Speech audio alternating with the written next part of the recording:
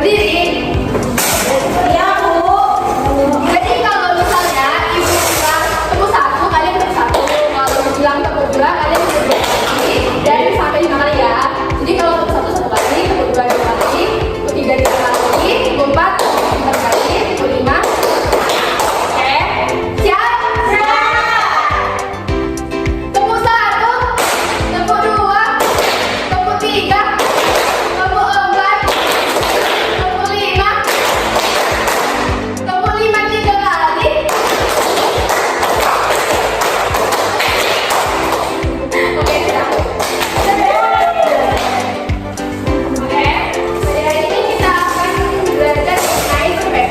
Sebelumnya, apakah anak-anak sudah mengerti apa itu cerpen? Belum. Baik, Ibu akan menjelaskan mengenai cerpen.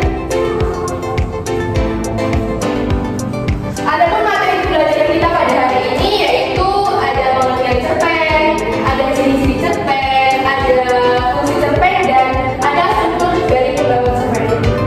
Jadi apa sih cerpen itu? Jadi cerpen itu adalah singkatan dari cerita pendek, di mana cerpen itu merupakan suatu karya sastra dalam bentuk tulisan yang mengisahkan tentang sebuah cerita fiksi yang dikemas secara pendek, jelas, dan ringkas.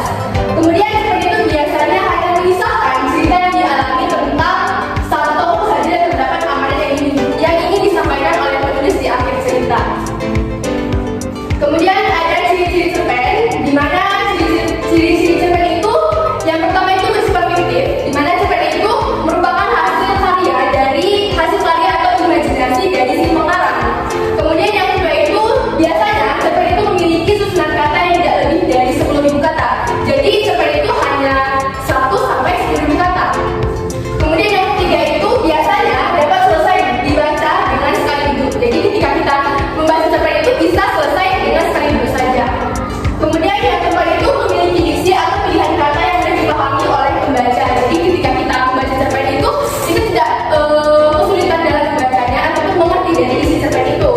Kemudian yang kelima itu hanya memiliki alur cerita yang tunggal atau satu jalan cerita saja. Jadi cerpen itu tidak memiliki alur cerita yang berbelok-belok sih, hanya satu alur saja. Kemudian karakter tokoh yang sangat sederhana dan terdapat pesan moral di bagian akhir cerita.